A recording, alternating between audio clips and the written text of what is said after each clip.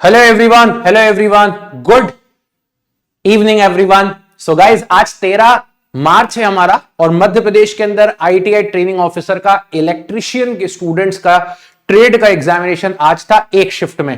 13 तारीख को एक शिफ्ट में पेपर था, आफ्टरनून में 4:30 पौने 5 बजे के आसपास बच्चे फ्री हुए और उसके बाद ना 14 तारीख को यानी कि 14 को 2 शिफ्ट में पेपर है, एक मॉर्निंग में और एक आफ्टरनून में, यानी कि कल आपकी 2 शिफ्ट और है।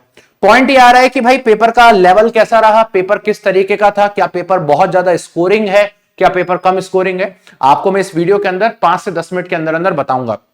नॉर्मली हुआ ये है कि पेपर का जो हमारा शिफ्ट थी है ना, वो इवनिंग में थी 4:30, मतलब 4:30 पौने 5 बजे के आसपास हमारा पेपर खत्म हुआ था। और उसके बाद आप लोगों को पता है गाइज, मेरी ऑलरेडी क्लासेस रहती, इस वजह से मैं थोड़ा सा आप लोगों के लिए वीडियो को बनाने में लेट हो गया हूं, अदरवाइज हम लोग उसी समय पर एग्जाम की एनालिसिस करते।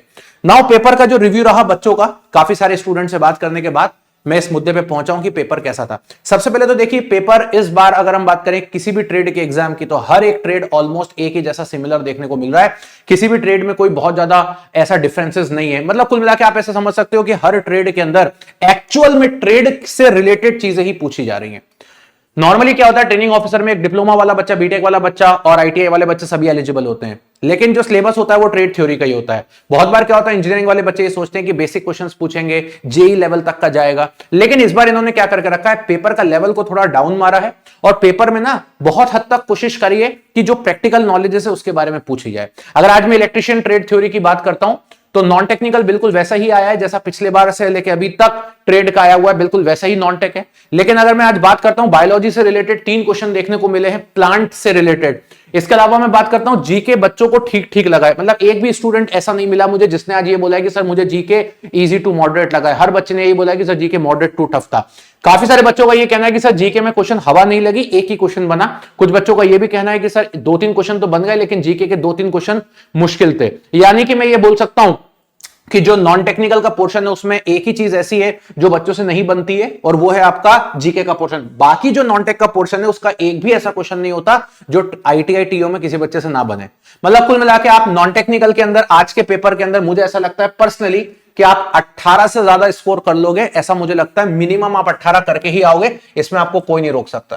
तो 18 तो आप मिनिमम करके ही आ जाओगे, ये मुझे लगता है इतना सबसे बनेगा। बाकी जो 7 क्वेश्चन जीके थे, मान लेता हूं कि एक भी नहीं बनेगा तो 18 तो नंबर आने ही चाहिए आपके। लेकिन मैक्सिमम अगर किसी बच्चे के मार्क्स आने चाहिए तो मुझे लगता है कि जो मैक्सिमम एक स्टूडेंट्स के नंबर आ सकते थे वो 22 नंबर आ सकते थे सिलेक्शन के लिए। तो मुझे लगता है कि ये नॉन टेक्निकल का स्कोर इस तरीके का कुछ था, क्योंकि सीधी सी बात है नॉन नेगेटिव मार्किंग होती नहीं है तो आप लोग तुक्के भी बहुत ज्यादा लगाते हो। तो मुझे लगता है 22 तक मैक्स जा सकता है, इससे ज्यादा तो पॉसिबिलिटीज ही नहीं है। तो ये मैक्सिमम है, टॉपर मान सकता हूं, ये मिनिमम है, सिलेक्शन के लिए इतने चाहिए नॉन टेक में। लेकिन एक एवरेज अगर हम बात करते हैं सिलेक्शन के लिए, टॉपर की बात नहीं कर रहा हूं, एवरेज आपके कम से कम 20 से लेके 22 नंबर होने चाहिए थे नॉन टेक्निकल के अंदर। 20 से 21 होने चाहिए थे, नॉट 22, 20 से लेकर के 21 मान सकते हो आप लोग। ठीक है, अब चलते हैं टेक्निकल साइड। टेक्निकल की अगर मैं बात करूं, 75 सवालों में से टेक्निकल में बहुत सारे क्वेश्चन मशीन के क्वेश्चन पूछे गए। मशीन से क्वेश्चन बहुत ज्यादा थे। मतलब एक बच्चे का ये कहना है कि सर मुझे करीब करीब मशीन में ना 30-35 क्वेश्चन देखने को मिले हैं।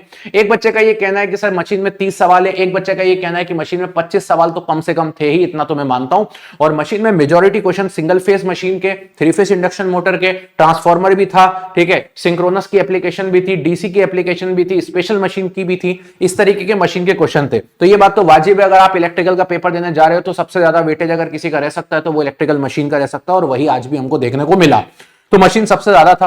लेकिन सर 1-2 क्वेश्चन मशीन के ऐसे भी थे जो थोड़े फैक्चुअल डेटा थे, उस समय पे समझ भी नहीं आया, इंस्टॉलेशन को लेकर के थे, जो तुक्के मारे हैं, पता नहीं अब वो सही है या गलत है। अच्छा ठीक है भैया, तो मान लिया मैंने 1-2 का मामला वहां पे जम सकता है। दूसरी बात सर, इतने दिनों से ना इंजीनियरिंग ड्राइंग के बारे में हम नहीं सुन रहे थे, लेकिन एक बच्चे ने ये मुझे बोला, बल्कि 2 बच्चों ने बोला है कि सर 2 क्वेश्चन थे इंजीनियरिंग ड्राइंग के। अब ये तो आप ही लोग जानते हो कि कैसा पेपर था, किस बच्चे का था, लेकिन उस बच्चे का ये कहना 1 या 2 क्वेश्चन थे। देखिए, जो चीजें आज थी वही चीजें कल भी रहने वाली हैं 14 तारीख को, ये मैं आपको पहले ही बता देता हूं। तो 1-2 क्वेश्चन हमारे ड्राइंग के भी थे। अब चलते हैं इसके बाद की कहानी पे। पावर सिस्टम की बात करता हूं तो पावर सिस्टम में बच्चों का कहना है सर 15 से लेकर 17 क्वेश्चन के आसपास पावर सिस्टम से थे। लेकिन एक मजे की बात यह है कि न्यूमेरिकल पोर्शन जो था वो बहुत ही ज्यादा इजी है। मतलब न्यूमेरिकल पोर्शन ऐसा बनाया था कि हर किसी से बन जाएगा। तो न्यूमेरिकल की अगर मैं बात करता हूं तो न्यूमेरिकल पोर्शन जो था इजी था। बच्चे ने ये नहीं बताया कि क्या न्यूमेरिकल था, किसी को भी याद नहीं है। V equal to I R का भी न्यूमेरिकल देखने को मिला, लेकिन numerical portion was very easy, कोई भी करके आ जाएगा जो भी दिखा है। लाओ इसके बाद आती है थ्योरिटिकल पार्ट, ज्यादा है, थ्योरी ही थ्योरी भरी है पूरे पेपर के अंदर, राइट। और बच्चे का ये कहना है कि पेपर इजी की तरफ ज्यादा था, स्कोरिंग था कंपेयर टू मॉडरेट, मॉडरेट के कंपैरेटिवली इजी की तरफ ज्यादा स्कोर था। अब एक स्टूडेंट हमारा ऐसा भी है जिसका लास्ट टाइम पे आईटीआई ट्रेनिंग ऑफिसर में करीब करीब 7 या 8 वेटिंग थी। उस बच्चे के जो मार्क्स हैं वो मैं आपको बता देता हूं। उस बच्चे ने मुझे मार्क्स बताए हुए हैं, मैं एग्जैक्ट वेटिंग नहीं बता रहा हूं, 7 या 8 के आसपास रही होगी। लास्ट टाइम पे टॉप 10 में वेटिंग थी, और इस बार जो उसके मार्क्स है वो पिछले बार से 1 नंबर कम है, राइट। समझिएगा मेरी बात को। तो उस बच्चे का यही कहना है कि मुझे ऐसा कोई बहुत ज्यादा डिफरेंसेस नहीं लगे। हो सकता है उस बच्चे ने अच्छा परफॉर्म नहीं किया हो इस बार, या हो सकता है पेपर उस तरीके का नहीं था। सारी चीजें मैच करती हैं। देखिए, जब तक कि रिस्पॉन्स शीट नहीं आ जाती तब तक पूरा फुल टू प्रूफ बता पाना बहुत मुश्किल है। यह हम हवाबाजी में बात नहीं करेंगे कि पेपर के बाहर निकले और बताइए आपके कितने नंबर थे, मेरे कितने नंबर थे, मेरे 81 थे, आपके कितने थे। ऐसा हमारा नहीं चल रहा है। हम एक जेन्युइन बातें कर सकते हैं, जो जेन्युइन मार्क्स आ सकते हैं, ठीक है। मेहनत करके जो एक बच्चे के मार्क्स आ सकते हैं, तो यहां पर ये कंडीशन थी। अब आती बात ओवरऑल टेक्निकल के पेपर में। मुझे ऐसा लगता है पर्सनली कि एक बच्चा 60 से लेकर के 65 के बीच में तो करना ही पड़ेगा उसको। उसका मतलब कुल मिला के ऐसा है कि उसको भैया टेक्निकल में अगर आपको सिलेक्शन चाहिए तो आपको 60 से 65 तो करना ही पड़ेगा। इतना तो मिनिमम चाहिए ही चाहिए,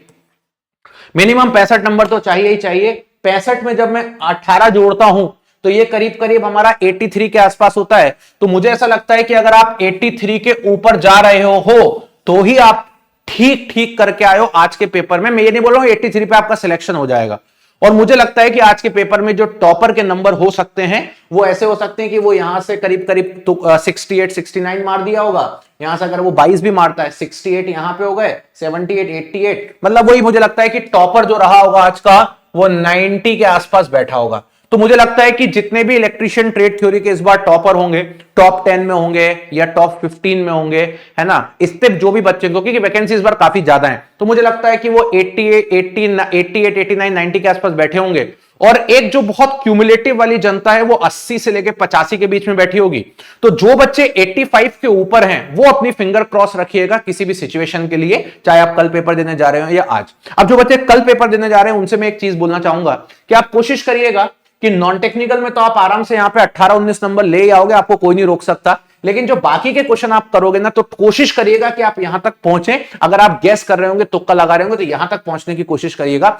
टेक्निकल में 60 सवाल सबसे बन जाएंगे अगर आपने अच्छे से मेहनत करी है तो। कोई ऐसा बच्चा ही नहीं जिससे ना बने, 60 सवाल तक कर ही लोगे।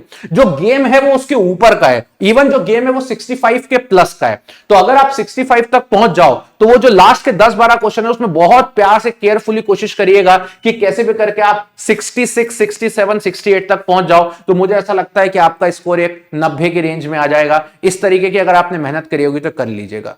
अगर मैं बात करता हूं, कुछ बच्चों का यह भी कहना होगा वीडियो के नीचे, सर मैं गर्ल हूं, मेरा इतना हुआ कि नहीं। बहुत सारे बच्चों का आया सर, एक बच्ची उसका आया सर 85 मार्क्स से, फीमेल कैटेगरी, फीमेल में हूं, क्या हो जाएगा। मैं एक ही चीज बोलूंगा, देखिए अभी होना ना होना मुश्किल है, क्योंकि अभी आप ये समझिए 1/3 बच्चों ने ही पेपर दिया है, कल 2 शिफ्ट और बाकी है, उसके बाद ही मामला पता चलेगा। मान लीजिए आज 10 बच्चे आ गए 88 के आसपास वाले, कल 15 और आ गए, फिर 10 और आ गए तीसरी शिफ्ट में, 40-45 बच्चे अगर आ गए मेरे को यहां पर 80-88 के ऊपर, तो फिर तो मामला बहुत तेजी से शूट कर जाएगा। इसलिए थोड़ा सा वेट करिए कल के लिए। बाकी पेपर आप तक कुछ इस प्रकार का ही आ रहा है कि आप इतना स्कोर करके आ जाओगे।